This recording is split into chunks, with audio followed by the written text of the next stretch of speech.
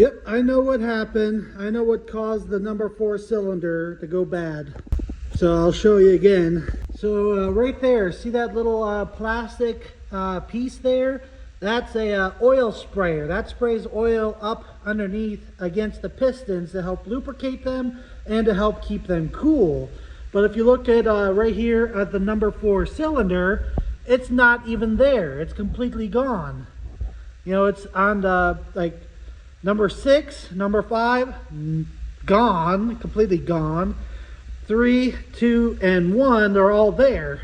So like here's another angle, you know, you can see all of them in a line except that one is completely gone. It's not even broke off. There's nothing left, nothing on the inside. Somebody forgot to put it in from the factory when they were putting this together. Even if you put it in too like hard or something or cracked, there's usually the little lip left behind right there.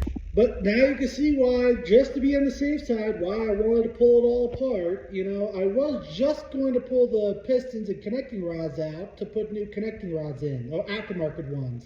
That's it. But yeah, you find more things when you get dug into it. I can see that all the pistons handled that high heat without a problem. Like some of them have some like a little bit of a burnt oil. That's what gives it that yellowish color. But pistons did not melt at all from that heat that melted the turbo. Yeah, if this was getting sprayed with oil properly, that would not have happened. Because I would have put this all right back in without changing any of the bearings or connecting rod bearings and stuff like that. You know, with that melted pistons, this gives me a excuse basically to get aftermarket pistons. More power!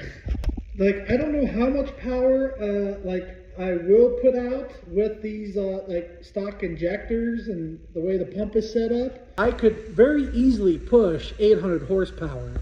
Well, basically, I would have to go with bigger injectors. I think I would need compound turbos to get up to 800. I don't know if that turbo is big enough to go over 800, but, you know, mechanically, everything is going to be good up to 1,000 horsepower.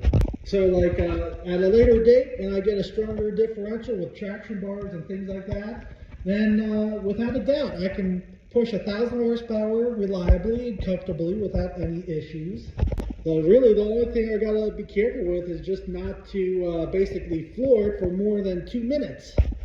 That's it. That's all I really got to worry about. You know, this thing just handled like over 2,500 degrees of exhaust temperature for over 2 minutes. And the engine handled it without a problem, and the turbo melted off the thing. You know, that tells you everything right there, that the block can handle it.